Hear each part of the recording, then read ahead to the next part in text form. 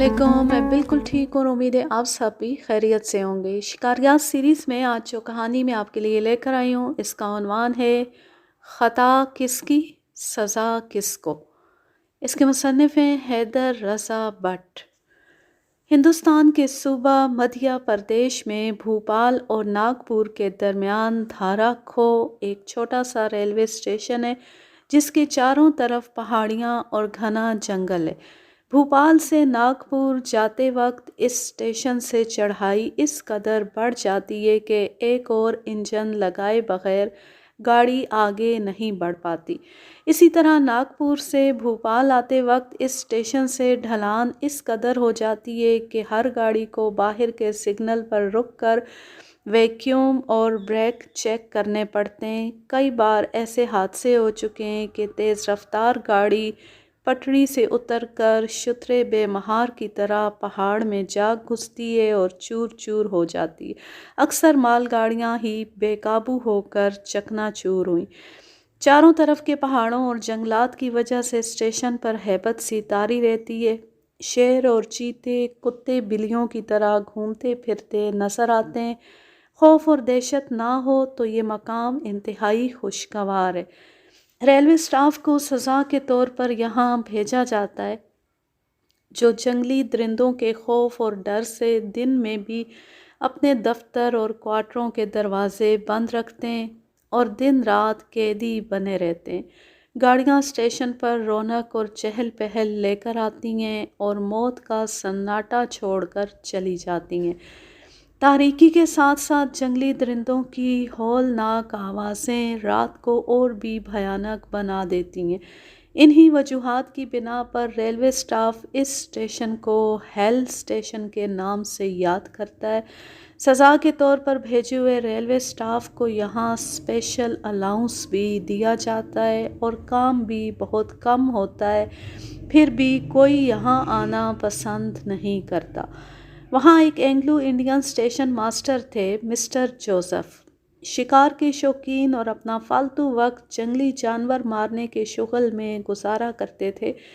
एक दिन वो मचान पर बैठे सांभरों का हांका करवा रहे थे। हांके में एक शेरनी और बच्चे के सिवा कुछ भी ना निकला। जोसेफ साहब ज़्यादातर सांभर हिरन का ही शिकार किया करते थे। उन्हें ना तो शेर और चीते के शिकार का शौक़ था और ना ही उन पर गोली चलाने की उनमें हिम्मत थी। मगर घबराहट और बदहवासी में जोसेफ साहब ने शेरनी की बजाय उसके बच्चे को गोली का निशाना बना दिया।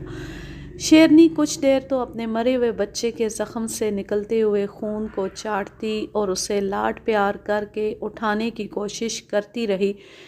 जब उसे अपने बच्चे की मौत का यकीन हो गया तो उसकी आंखों से बहते हुए आंसू आग की चिंगारियां बन गए और लाड प्यार गमों गुस्से में बदल गया। ज़ख्मी ममता को अपने बच्चे के कातिल को ढूंढने में देर ना लगी और वो अपनी पूरी ताकत से मचान पर कूद पड़ी और मिस्टर जोसेफ के करीब ही से नीचे आ पड़ी। शेरनी के बार बार कूदने और नीचे गिर पड़ने का ये अमल देर तक जारी रहा और मिस्टर जोसेफ की खुशकिस्मती से कामयाब साबित ना हुआ। मिस्टर जोसेफ के ओसान ख़ता थे। ज़िंदगी और मौत की इस कश्मकश में हांके वाले उन्हें अकेला छोड़कर राह फरार इख्तियार कर चुके थे। हम गुस्से से मुसलसल गरजती और धाड़ती हुई शेरनी आखिर थक हार कर जंगल में गायब हो गई। मिस्टर जोसेफ ने खुदा का लाख लाख शुक्र अदा किया। अपने होशो हवास पर काबू पाकर मचान से नीचे उतरे और ऐसे भागे कि अपने मारे हुए उस शिकार को, जिससे वो घंटों सख्त अजाब में मुब्तला रहे, उठाने का भी उन्हें यारा न हुआ। इंतकाम के जज्बे से बेचैन ममता ने अपने जिगर के टुकड़े की मौत का बदला बेगुनाह और बेबस लोगों से लेना शुरू कर दिया। उसके इंतकाम का पहला शिकार एक रेलवे ड्राइवर डिसोजा बना। वो भी एंग्लो इंडियन था और मुमकिन है शेरनी ने उसे उसके गोरे रंग की बिना पर मिस्टर जोसेफ ही समझकर अपने हमले का निशाना बनाया हो, इसलिए कि उसने डिसोजा के दो साथी फायरमैनों को कुछ भी ना कहा और अपनी नज़र इनायत सिर्फ उसी तक महदूद रखी। डिसोजा मालगाड़ी चला रहा था। गाड़ी आहिस्ता आहिस्ता चढ़ाई चढ़ रही थी। اس وقت گاڑی کی رفتار اتنی کم ہوتی ہے کہ اس میں آسانی سے چڑھا اور اترا جا سکتا ہے۔ ریلوے لائن کے ساتھ ساتھ گھومتی ہوئی شیرنی کی نظر جو ہی ڈی سوزا پر پڑی، وہ بجلی کی طرح کود کر انجن میں گھسی اور اسے پکڑ کر فوراً واپس چھلانگ لگا گئی۔ اس کے دونوں فائر مین ہوش و حواس کھو کر گم سم دیکھتے رہ گئے۔ انہوں نے اگلے اسٹیشن مرام جھری پہنچ کر جب حادثے کی اطلاع دی تو خوف و ہراس پھیل گیا۔ ریلوے اسٹاف پر دہشت طاری ہو گئی اور اس سانحے کا بہت چرچا ہوا۔ یہ اپنی قسم کا پہلا واقعہ تھا، اس لیے حکام بالا کو فوراً ٹیلی فون پر اطلاع دی گئی۔ ڈر اور خوف دور کرنے کے لیے ہر گاڑی کے انجن اور بریک میں مسلح گارڈ تعینات کر دیے گئے۔ ان انتظامات کے ساتھ گاڑیوں کی آمد و رفت جاری رہی، مگر ڈی سوزا کی لاش تلاش کے باوجود کہیں نہ ملی اور نہ ہی پھر شیرنی کا کوئی سراغ ملا۔ ڈی سوزا کو کھا کر بھی زخمی مامتا کی تسکین نہ ہوئی اور اس نے کبھی کھلے بندوں اور کبھی چوری چھپے انسانوں کا خون پینا شروع کر دیا۔ کبھی جنگل میں کسی کو جا دبوچا، کبھی پہاڑ پر کسی کو جا لیا تو کبھی گاؤں ہی میں کسی کو ادھیڑ کر رکھ دیا۔ کتنے ہی بے گناہ اور بے بس انسان انتقام کی آگ میں جلتی ہوئی اس بلا کا نوالا بن چکے تھے۔ چاروں طرف خوف و ہراس پھیلا ہوا تھا اور ڈر اور دہشت کا دور دورہ تھا۔ اس کا دائرہ عمل روز بروز پھیلتا جا رہا تھا۔ دھارا کھو، رانی پور، سلیا، سارنی، ملاج پور، جواڑی اور بانس پانی گاؤں اس کی زد میں آ چکے تھے۔ ضلع کے حکام کی ہر کارروائی ناکام تھی اور ہر قدم غیر مؤثر ثابت ہو رہا تھا۔ بہت سے شکاری اس کی تلاش میں سرگرداں تھے اور وہ ایک چھلاوا بنی ہوئی تھی۔ کئی شکاری خود اس کا شکار ہو چکے تھے۔ اسی دوران جوزف صاحب جیسے ایک شکاری نے اسے زخمی بھی کر دیا اور اس کے انتقام کی جلتی ہوئی آگ اور بھڑک اٹھی۔ وہ غصے میں دیوانی ہو کر رستے میں حائل ہر شے کو روند اور کچل رہی تھی۔ میں اس وقت دھارا کھو سے 16 میل دور بتیول میں رہتا تھا۔ یہ جگہ دادا بزرگوار کے زمانے سے ہماری جائے رہائش تھی۔ جنگلات کی ٹھیکیداری آبائی پیشہ تھا۔ شکار کا شوق بھی مجھے وراثت میں ملا تھا۔ میرے دادا اس صوبے کے مشہور شکاری تھے اور والد گرامی خان صاحب جمشید بٹ ہندوستان کے مقبول و معروف شکاری تھے۔ شیر کو مچان پر بیٹھ کر مارنا وہ بزدلی تصور کرتے تھے۔ ان کا کہنا ہے کہ شیر کو اس کے بچاؤ کا مناسب موقع نہ دینا کوئی بہادری نہیں۔ ایسے ماحول میں جنگلی درندوں اور جنگلوں کے بیچ ہوش سنبھال کر میں بھی شکار کے شوق میں شامل ہو گیا۔ یوں جنگلات کا کام بھی ایسا ہے کہ قدم قدم پر درندوں سے سامنا رہتا ہے۔ ذرا ذرا سی غفلت اور لاپرواہی تباہ کن ثابت ہوتی ہے۔ بندوق کندھے سے لٹکی ہی رہتی ہے، کون جانے کب کہاں اور کس وقت اس کی ضرورت پڑ جائے۔ بگڑی ہوئی صورتحال سے ضلعی حکام بہت فکر مند تھے۔ 300 روپے انعام کا اعلان کیا جا چکا تھا۔ گاؤں سنسان اور ویران ہو رہے تھے۔ آس پاس کے جنگلوں کا کام بند پڑا تھا۔ والد محترم مہاراجہ کی دعوت پر میسور کے جنگلات میں شکاری مہمیں سر کر رہے تھے۔ میں اپنے جنگلات کے کام میں انتہائی مصروف تھا۔ جب ضلعی حکام کا تقاضا اور دباؤ حد سے بڑھنے لگا تو میں میدان میں کود پڑا۔ متعلقہ علاقہ میرا دیکھا بھالا تھا۔ میں نے کئی جنگل اس علاقے میں ٹھیکے پر لے کر کٹوائے تھے۔ میں ابھی رخت سفر باندھنے کی تیاری کر ہی رہا تھا کہ ڈپٹی کمشنر کی طرف سے پیغام ملا کہ شیر نے دھارا کھو اسٹیشن کے سگنل پر قبضہ کر رکھا ہے۔ 6 گھنٹوں سے ریلوں کی آمد و رفت دونوں اطراف سے بند ہے۔ حالات کی نزاکت کے پیش نظر مسلح پولیس اور فوج کو تیار رہنے کا حکم دیا گیا ہے، لہٰذا میں بھی فوراً موقع پر پہنچوں۔ اسٹیشن ماسٹر بتیول نے میرے لیے ایک ریلوے ٹرالی کا انتظام کر دیا اور میں موقع واردات کی طرف روانہ ہو گیا۔ بہت آگے جا کر شیر کی گرج سنائی دینے لگی۔ جب شیر نظر آیا تو ٹرالی والے نے ٹرالی آگے لے جانے سے انکار کر دیا۔ وہ خوف و دہشت سے تھر تھر کانپ رہا تھا۔ میں رائفل ہاتھ میں لیے ٹرالی سے نیچے اترا اور آگے چل پڑا۔ ٹرالی والا چلا چلا کر مجھے آگے نہ جانے کی ہدایت کر رہا تھا۔ بھگوان کے لیے آگے نہ جائیں صاحب، شیر کھا جائے گا۔ میں مسکراتا ہوا درختوں کی اوٹ میں آگے ہی آگے بڑھتا رہا۔ میرے اور شیر کے درمیان فاصلہ کم ہوتا گیا اور اس کی گرج اور خوفناک ہوتی گئی۔ میں حیران تھا کہ شیر ایک ہی جگہ پر اپنے پچھلے پاؤں پر کیوں اچھل کود کر رہا ہے، آگے پیچھے کیوں نہیں ہوتا۔ مجھے اس بات کی بھی خوشی تھی کہ چلو آدم خور کی تھکا دینے والی تلاش سے بچے اور اس کی موت اسے خود ہی وہاں لے آئی۔ اب کودتا اور گرجتا ہوا شیر میرے قریب تھا۔ میں آہستہ آہستہ اپنے پنجوں کے بل درختوں کی آڑ لیے شیر کی پیٹھ کی طرف سے آگے بڑھا۔ اپنی تیزی سے چلتی ہوئی سانس اور گھبراہٹ پر قابو پا کر شیر کا نشانہ باندھا اور گولی داغ دی۔ شیر نے ایک خوفناک چیخ ماری اور ریلوے لائن پر گر پڑا۔ اس کے پھر حرکت کرنے کے انتظار میں تھا مگر اس نے کوئی حرکت نہ کی۔ میں بھری ہوئی رائفل لیے آہستہ آہستہ بڑی احتیاط سے آگے بڑھا اور غور سے اس کے پیٹ کو دیکھنے لگا۔ اسے بے حس پا کر مجھے شیر کے مر جانے کا پختہ یقین ہو گیا اور میں شیر کے پاس چلا گیا۔ اس کے اگلے دونوں پاؤں لائن کے بند کانٹوں میں جکڑے ہوئے تھے جنہیں چھڑانے کے لیے شیر نے زور لگا لگا کر توڑ لیا تھا۔ پھر درد اور تکلیف کے مارے چلا چلا کر ریلوں کی آمد و رفت بند کرا دی تھی۔ غور کرنے پر معاملہ سمجھ میں آ گیا۔ شیر کو اس کی موت ریلوے لائن پر عین اس وقت کھینچ لائی جبکہ سگنل ڈاؤن کرنے کے لیے ریلوے لائن کے کانٹے بدلے جا رہے تھے۔ لائن پر سے گزرتے ہوئے شیر کے اگلے دونوں پاؤں کانٹا بدلنے سے لائنوں کے شکنجے میں جکڑے گئے۔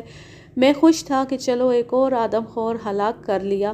لوگوں کا کھویا ہوا چین و سکون واپس آ جائے گا، علاقے کا امن و امان بحال ہو جائے گا۔ مگر یہ خوشیاں زیادہ دیر بعد ثابت نہ ہوئیں کیونکہ یہ آدم خور شیر نہیں تھا۔ اس کے تمام دانت سلامت تھے جبکہ شیرنی کا ایک دانت ٹوٹا ہوا بتایا جاتا تھا۔ پھر دل کو یہ تسلی دے لی کہ چلو ریلوں کی آمد و رفت تو بحال کرا دی، شیرنی سے بھی نمٹ لیں گے۔ جب میں شیر کو مار کر دھارا کھو اسٹیشن پر پہنچا تو وہاں بھی مسافر گاڑیاں رکی کھڑی تھیں اور مسافر خوف و دہشت کے مارے کھڑکیاں دروازے بند کیے ڈبوں میں دبکے بیٹھے تھے۔ اسٹیشن پر موت کی ویرانی چھائی ہوئی تھی اور عملہ کمروں میں بند تھا۔ گھبراہٹ میں شیر کی گرج بند ہو جانے اور گولی چلنے کی آواز تک پر کسی نے غور نہ کیا۔ میں نے جب اسٹیشن ماسٹر کے بند دروازے پر دستک دی تو اس کا گھبرایا اور سہما ہوا چہرہ شیشے میں نمودار ہوا۔ اس نے کانپتے ہوئے ہاتھوں سے دروازہ کھول کر میرے اندر داخل ہوتی فوراً پھر چٹخنی لگا لی۔ میں نے جب اسے شیر کے مر جانے کی خبر سنائی تو اس کے چہرے پر اڑتی ہوئی ہوائیاں سکون کی لہر میں بدل گئیں۔ لائن کے بند کانٹے کھلوا کر شیر کی لاش کو اسٹیشن پر لایا گیا جہاں گھبرائے اور سہمے ہوئے عملے اور مسافروں کی ایک بھیڑ نے اسے دیکھ کر چین کی سانس لی اور میرا شکریہ ادا کیا۔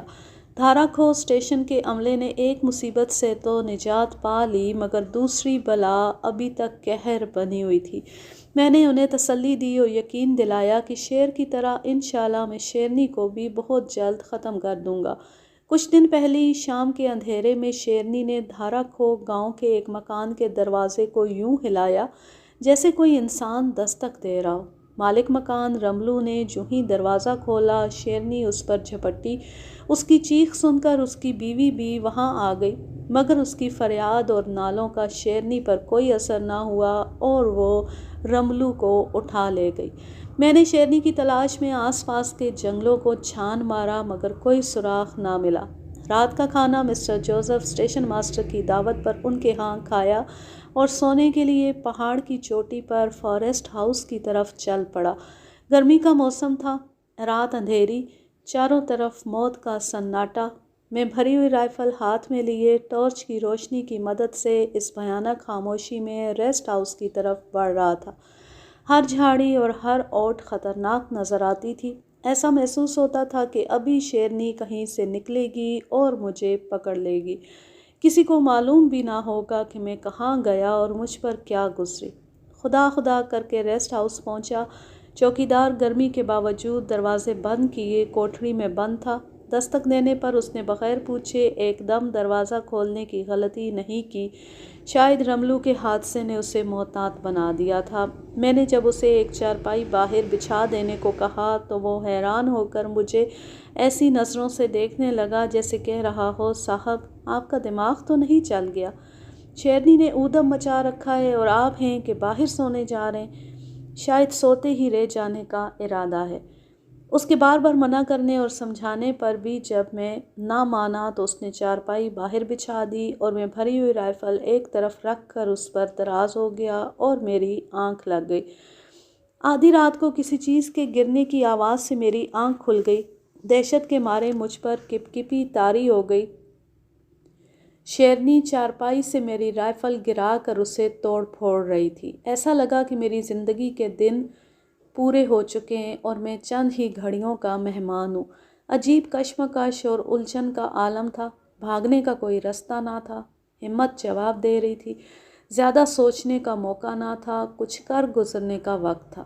میں نے اپنے گرتے ہوئے حوصلے کو سنبھالا اور نظر شیرنی پر رکھتے ہوئے آہستہ سے چارپائی پر سے اترا اور گھٹنوں کے بل رینگ رینگ کر تھوڑی دور رکھے ہوئے تارکول کے ڈرموں کی آڑ میں جا چھپا۔ اب اگرچہ شیرنی سے میرا فاصلہ زیادہ ہو گیا تھا، پھر بھی میں خطرے سے باہر نہیں تھا۔ شیرنی کی یہ عجیب اور انوکھی حرکت سمجھ میں آنے والی بات نہیں تھی۔ شاید وہ پہلے میری رائفل بیکار کرنا چاہتی تھی تاکہ میں کسی مزاحمت کے بغیر آسانی سے اس کا لقمہ بن جاؤں، مگر وہ مجھے بے خبر سوتے میں بھی آسانی سے دبوچ سکتی تھی۔ نہ جانے اس کے من میں کیا تھا اور اس نے ایسا کیوں کیا۔ میں شیرنی کی اس انوکھی نفسیات کو آج تک نہیں سمجھ سکا۔ وہ بندوق کو توڑنے مروڑنے میں اس قدر مشغول تھی کہ اسے میرے چارپائی سے اتر کر ڈرموں تک پہنچ جانے کی کوئی خبر تک نہ ہوئی۔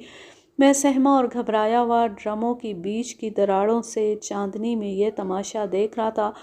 میری رائفل کی توڑ پھوڑ کے بعد شیرنی نے چارپائی پر جو نظر ڈالی تو مجھے وہاں سے غائب پا کر اس کے غم و غصے کی انتہا نہ رہی۔ اس نے چارپائی کے آس پاس چکر لگانے شروع کر دیے اور پھر وہ ڈرموں کی طرف بڑھی۔ میرے رہے سہے ہوش بھی جاتے رہے اور میں دل ہی دل میں اپنی زندگی کی دعائیں مانگنے لگا۔ شیرنی ڈرموں کے پاس پہنچ چکی تھی اور اب میری اور اس کی آنکھ مچولی شروع ہو گئی۔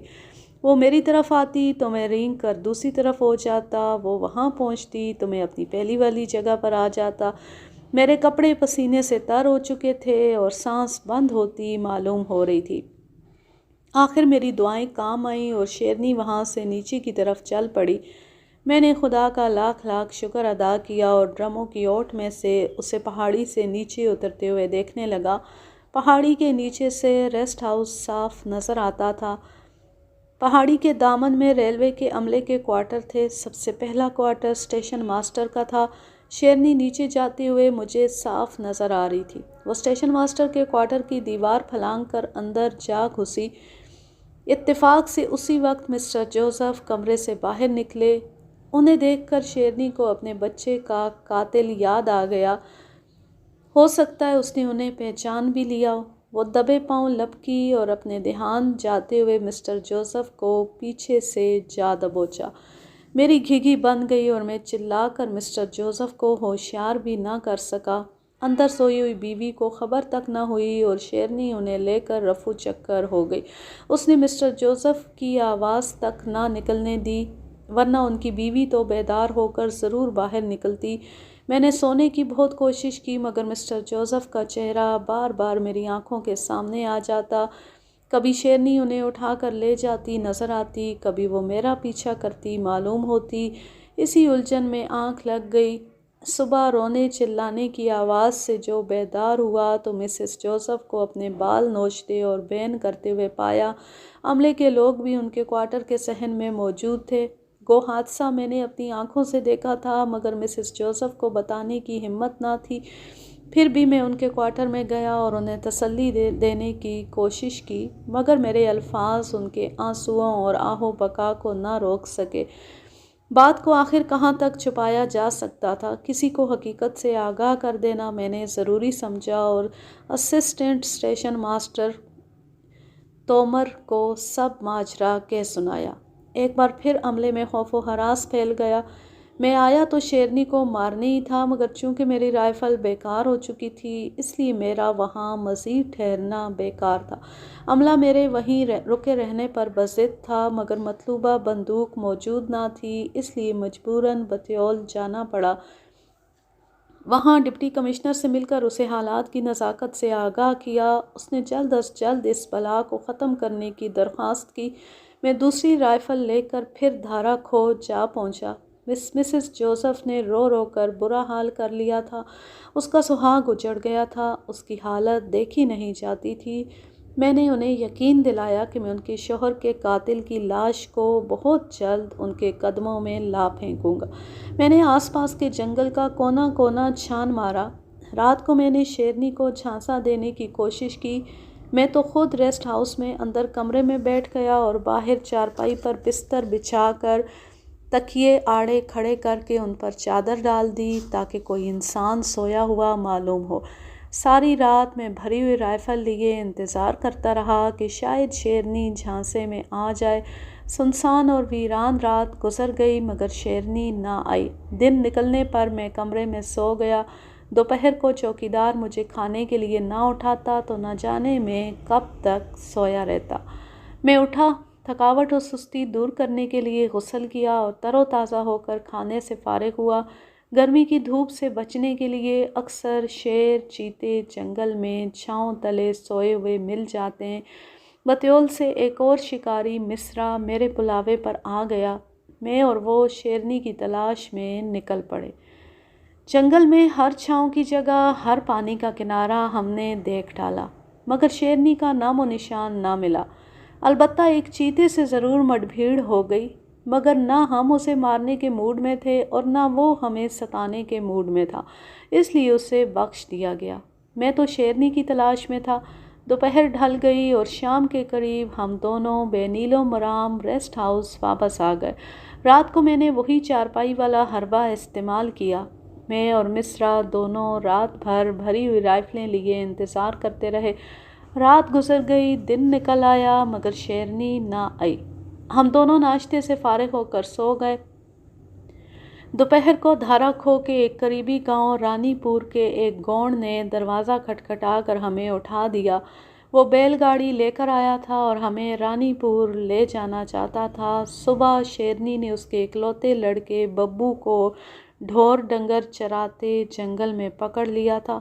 اس کے آنسوؤں اور فریادوں نے ہمارے دل دہلا دیے۔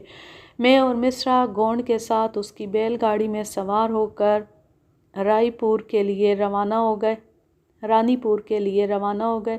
راستے میں بہت گھنا اور تاریک جنگل پڑتا ہے۔ ہم چوکنے ہو کر احتیاط اور ہوشیاری سے جنگل سے گزر رہے تھے کہ ندی کے مقام پر ایک شیر نے ہماری بیل گاڑی پر حلہ بول دیا اور ایک بیل کو پکڑ کر لے گیا۔ دوسرا بیل بدحواس ہو کر نہ جانے جنگل میں کہاں بھاگ گیا اور گاڑی الٹ کر ندی میں جا گری۔ عجیب گھبراہٹ اور بدحواسی کا عالم تھا۔ بندوقیں کہیں، ہم کہیں اور سامان کہیں۔ ایسے میں شیر پر گولی چلانے کا ہوش کسے تھا؟ اور پھر یہ سب کچھ پلک جھپکتے میں ہو گیا۔ شیر آندھی کی طرح آیا اور بیل کو پکڑ کر طوفان کی طرح غائب ہو گیا۔ شکر ہے وہ آدم خور نہ تھا، ورنہ شاید آج یہ داستان آپ کو سنانے کے لیے میں زندہ نہ ہوتا۔ میں، مصرا اور گونڈ بمشکل سنبھلے، ادھر ادھر بکھرا ہوا سامان اکٹھا کیا۔ بیل گاڑی کی آر جو دونوں پہیوں کے بیچ ہوتی ہے اور لکڑی سے بنائی جاتی ہے ٹوٹ چکی تھی۔ دوسرا بیل تلاش کرنے پر بھی نہ ملا۔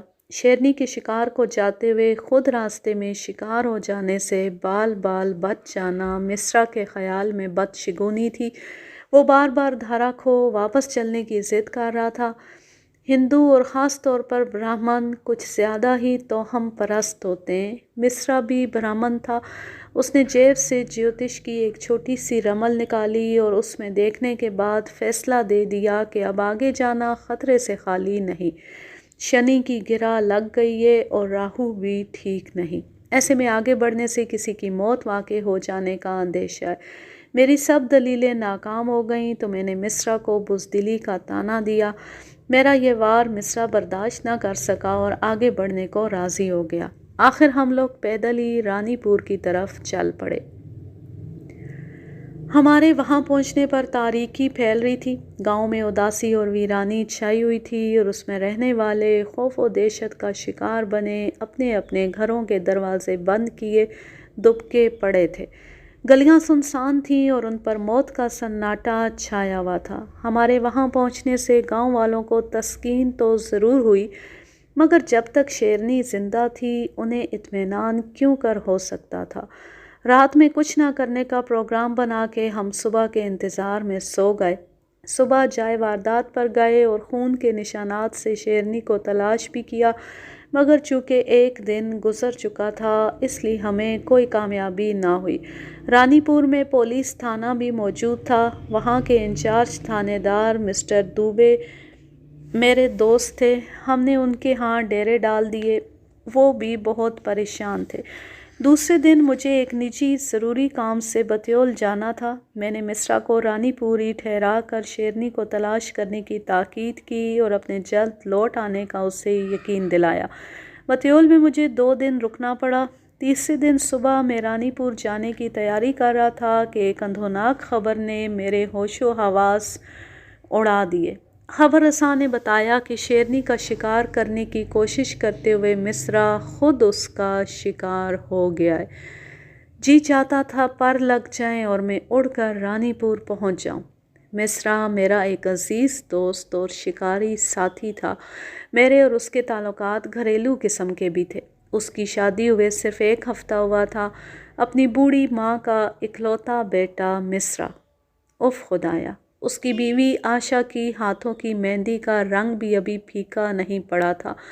سندور سے جگمگاتی ہوئی مانگ سونی ہو گئی۔ میں جب مصرع کے گھر پہنچا تو غم سے نڈھال اس کی بوڑھی ماں بے ہوش پڑی تھی اور اس کی نوجوان اور خوبصورت بیوی آشا دور خلا میں پھٹی پھٹی نگاہوں سے اپنے پتی کو ڈھونڈ رہی تھی۔ شدت غم نے اس کے آنسو چھین لیے تھے اور قوت گویائی سلب کر لی تھی۔ ہاتھوں میں اب سہاگ کی چوڑیاں نہیں تھیں، وہ سفید کپڑوں میں لپٹی سنگ مرمر کی ایک مغموم مورتی معلوم ہو رہی تھی۔ مجھے دیکھ کر اس کے ہونٹ پھڑ پھڑائے، کچھ کھلے اور پھر بند ہو گئے۔ اس کا سارا غم و رنج اس کی آنکھوں میں سمٹ آیا۔ وہ میری طرف دیکھے جا رہی تھی جیسے کہہ رہی ہو، بھیا تم ہی نے انہیں دھارا کھو بلایا تھا، میں انہیں تم ہی سے لوں گی۔ تم انہیں اکیلا چھوڑ کر کیوں چلے آئے تھے؟ بتاؤ اب میں کس کے سہارے جیوں گی؟ میری آنکھوں سے خود بخود آنسو بہنے لگے، دل میں ایک ہوک سی اٹھنے لگی اور میں پھوٹ پھوٹ کر رونے لگا۔ رونے سے دل ذرا ہلکا ہوا تو میں رانی پور کے لیے روانہ ہو گیا۔ راستے بھر مصرع کا نوجوان اور خوبصورت چہرہ میری آنکھوں کے سامنے آتا رہا۔ میں جب رانی پور پہنچا تو وہاں خوف و دہشت اور بھی بڑھا ہوا پایا۔ سب لوگ غمگین اور افسردہ تھے، ماحول بھی ماتم کناں معلوم ہوتا تھا۔ اف کتنی افسردگی اور ویرانی تھی۔ گاؤں والوں نے بتایا کہ مصرع کچھ لوگوں کے ساتھ جنگل میں شیرنی کی تلاش میں گیا تھا، وہ آگے آگے چل رہا تھا اور گاؤں کے کچھ لوگ اس کے پیچھے پیچھے تھے۔ گھنی جھاڑیوں کے ایک مقام سے وہ جو ہی آگے بڑھا، شیرنی جھاڑیوں میں سے نمودار ہوئی اور اسے پیچھے سے پکڑ لیا۔ مصرع کی چیخ و پکار کا کوئی اثر نہ ہوا اور پیچھے والے بھی شیرنی پر وار کرنے کی بجائے اپنی جان بچا کر بھاگ کھڑے ہوئے۔ اس طرح ایک نوجوان جو دوسروں کی جانیں بچانے آیا تھا، خود غرض اور ڈرپوک لوگوں کی وجہ سے اپنی جان بھی دے بیٹھا۔ میں نے بھاگ آنے والوں کو خوب برا بھلا کہا اور گاؤں کے چند نوجوانوں کو ساتھ لے کر جائے واردات کی طرف چل پڑا۔ وہاں پہنچ کر خون کے نشانات کی مدد سے ہم آگے بڑھے اور اپنی جان کی پرواہ نہ کرتے ہوئے میں گھنی جھاڑیوں میں جا گھسا۔ مجھے تو ہر قیمت پر مصرع کی لاش درکار تھی، مگر وہاں اس کی کھوپڑی اور ایک پاؤں کے سوا کچھ نہ ملا۔ میں نے یہ سب اعضاء ایک تولیے میں اکٹھے کیے اور ایک بار پھر میری آنکھوں میں آنسو آ گئے۔ شیرنی کی تلاش کی گئی مگر کامیابی نصیب نہ ہوئی۔ میں نے مصرع کی لاش کے بچے کھچے ٹکڑوں پر ہاتھ رکھ کر قسم کھائی کہ میں اپنے عزیز دوست کی موت کا بدلہ انشاءاللہ ضرور لوں گا۔ میں مصرع کی لاش کے بچے کھچے ٹکڑے لے کر بطیول روانہ ہو گیا۔ مصرع کے گھر پہنچ کر جب میں نے تولیہ کھولا تو اس کی بیوی ایک دلدوز چیخ مار کر ان ٹکڑوں سے لپٹ گئی۔ اس کے بین اور آہ و بکا سے آسمان ہلا جا رہا تھا، لوگوں کے دل پھٹے جا رہے تھے۔ میں بھی لاکھ ضبط کے باوجود اپنے آنسو نہ روک سکا۔ جسم کے صرف 3 ٹکڑے ہونے کے باوجود انہیں جلانے کا فیصلہ کیا گیا۔ میرے علاوہ سینکڑوں لوگ ارتھی کے ساتھ تھے اور شاید ہی کوئی ایسا ہو جس کی آنکھ نم نہ ہو۔ چتا جلنے کے بعد جب میں گھر لوٹا تو ایسا لگا کہ چتا کی آگ میں میرا جسم بھی جل رہا ہے۔ شیرنی کی تلاش ایک بار پھر زور و شور سے شروع ہو گئی۔ والد محترم میسور سے واپس آ چکے تھے اور وہ بھی میرے ساتھ اس مہم میں شامل ہو گئے۔ ان کی شمولیت سے مجھے مکمل اعتماد اور یقین ہو گیا کہ اب شیرنی ضرور جلد ہی کیفر کردار تک پہنچ جائے گی۔ اسی دوران گھوڑا ڈونگری کے ایک ٹھیکیدار اگروال کے منشی پنا کو شیرنی کے سارنی میں کھا جانے کی خبر ملی اور ہم دونوں وقت ضائع کیے بغیر فوراً ہی حادثے کی جگہ پہنچ گئے۔ والد محترم کا علاقے میں بڑا اثر و رسوخ ہے، لوگوں کو ان پر بڑا اعتماد اور بھروسہ ہے۔ ان کا خیال تھا کہ شیرنی کے دن پورے ہو چکے ہیں اور اب وہ کسی طرح بھی نہیں بچ سکتی۔ شیرنی کی تلاش جب کامیاب نہ ہوئی تو ہانکا کروانے کا فیصلہ کیا گیا۔ کسی اور شکاری کے کہنے پر گاؤں کے لوگ آدم خور کے ہانکے کے لیے ہرگز تیار نہ ہوتے، مگر انہیں یقین تھا کہ جمشید کی موجودگی میں وہ بالکل محفوظ ہیں اور ان کا شیرنی بال بھی بیکا نہیں کر سکتی۔ مئی کی تپتی ہوئی دوپہر میں ہانکا کروایا گیا۔ گرمی کی شدت سے زمین اور پتھر آگ اگل رہے تھے۔ میں ایک درخت پر چھپا بیٹھا تھا اور والد صاحب حسب معمول زمین پر کھڑے تھے۔ ہانکے میں 2 سانبر نمودار ہوئے، یہ جانتے ہوئے بھی کہ شیر کے ہانکے میں کسی اور جانور پر گولی نہیں چلانی چاہیے، اور پھر جب ہانکا آدم خور جیسے شیر کا ہو تو بڑی احتیاط اور ہوشیاری سے کام لینا چاہیے۔ نہ جانے مجھے کیا سوجی، میں نے ایک سانبر پر گولی چلا دی۔ گولی کی آواز سن کر والد صاحب بہت حیران ہوئے اور غصے بھری نگاہوں سے مجھے گھورنے لگے۔ ان کے سامنے سانبر تڑپ رہا تھا۔ میں درخت سے اتر کر اسے حلال کرنے کا ارادہ کر ہی رہا تھا کہ والد صاحب نے بھانپ لیا اور مجھے نیچے نہ اترنے کا اشارہ کیا۔ ایسے میں نیچے اترنے کی کوشش میری دوسری فاش غلطی ہوتی۔ والد صاحب نے اپنی بندوق ایک درخت سے ٹکائی اور کمر سے اپنا چاقو کھول کے سانبر کو حلال کرنے کے لیے آگے بڑھے۔ ہانکا جاری تھا۔ وہ سانبر پر سوار اپنے دھیان میں اسے حلال کرنے میں مصروف تھے کہ ناگہاں میری نظر والد صاحب کی پیٹھ کی طرف آتی ہوئی شیرنی پر پڑی۔ وہ حیرانی سے انہیں دیکھتے ہوئے آہستہ آہستہ آگے بڑھ رہی تھی۔ میرے ہوش و حواس گم ہو گئے۔ عجیب کشمکش کا عالم تھا۔ والد صاحب کو شیرنی کی آمد سے مطلع کرتا ہوں تو شیرنی کے ایک دم ان پر کود پڑنے کا خطرہ ہے۔ ان کی رائفل بھی دور پڑی ہے۔ گولی چلاتا ہوں تو اس کے نشانے پر نہ لگنے کی صورت میں بھی والد صاحب کی جان خطرے میں ہے۔ اسی الجھن میں شیرنی اور آگے بڑھ آئی، فاصلہ کم ہو گیا، مزید سوچنے کا وقت نہ تھا، خطرہ اور بڑھ گیا تھا۔ میں نے خدا کا نام لیا اور نشانہ باندھ کر گولی داغ دی اور ساتھ ہی زور سے چلایا، ابا جی پیچھے شیرنی ہے۔ وہ چاقو ہاتھ میں لیے پھرتی سے ساج کے ایک موٹے سے درخت کی آڑ میں ہو گئے۔ گولی نشانے پر لگنے کے باوجود شیرنی نے بھاگنے کی کوشش کی، مگر میری دوسری گولی نے اسے جا لیا اور وہ گر پڑی۔ میری خوشی کا کوئی ٹھکانہ نہ تھا۔ میں درخت سے نیچے اترا، والد صاحب بھی آ گئے۔ پہلے تو انہوں نے سانبر پر گولی چلانے پر میرے کان کھینچے اور پھر ہوش و حواس قائم رکھ کر شیرنی کو ختم کر دینے پر مجھے سینے سے لگا کر شاباش اور مبارکباد دی۔ ہانکے والے بھی آ گئے۔ مری ہوئی شیرنی کو دیکھ کر خوشی سے انہوں نے وہیں ناچنا گانا شروع کر دیا۔ ان کی خوشی بھی بجا تھی۔ جس دشمن نے ان کا جینا دوبر کر رکھا تھا اس کی لاش ان کے سامنے پڑی تھی۔ شیرنی کی لاش کو وہاں سے گاؤں اور پھر وہاں سے رانی پور لے جایا گیا۔ جب اسے مسز جوزف کے پاس دھارا کھو لے گیا تو خوشی کے ساتھ ساتھ اس کے چہرے پر غم و غصے کے بادل چھا گئے، اور غصے کی انتہا میں اس نے شیرنی کی لاش کو نوچنا اور مارنا شروع کر دیا۔ شیرنی کی لاش جب اب یہ بیتول ہے یا بتیول ہے، یہ ہر جگہ مختلف انداز میں لکھا ہوا ہے۔ جب بیتول پہنچی تو مصرا کی بیوی اسے دیکھ کر شدت غم سے بے ہوش ہو گئی۔ اس طرح خون کی ہولی کھیلنے والی یہ شیرنی اپنے انجام کو پہنچ گئی، مگر اس تباہی اور بربادی کا ذمہ وار میں شیرنی سے زیادہ مسٹر جوزف کو ٹھہراتا ہوں، جس نے نا تجربے کاری سے ایک بچے کو مار کر مامتا کو غضبناک کر دیا تھا۔ اس خطا کی سزا کتنے ہی بے گناہوں کو ملی۔ اس کہانی کا ماخذ ہے سیارہ ڈائجسٹ، مارچ سن 1968۔ اب میں لیتی ہوں آپ سے اجازت۔ جاں رہیں، خوش رہیں، شاد و آباد رہیں، ہنستے مسکراتے رہیں، اور اگر یہ کہانی یا میرا انداز پسند آئے تو اس چینل کو سبسکرائب ضرور کر لیں، بیل آئیکن کو ضرور پریس کریں تاکہ آنے والی ہر نیو ویڈیو کی نوٹیفیکیشن آپ کو بر وقت ملتی رہے۔ ویڈیو کو لائک کیجئے، زیادہ سے زیادہ شیئر کیجئے اور اچھا سا کمنٹ کیجئے۔ اس ہدایت نامے کے ساتھ اللہ حافظ، اللہ نگہبان۔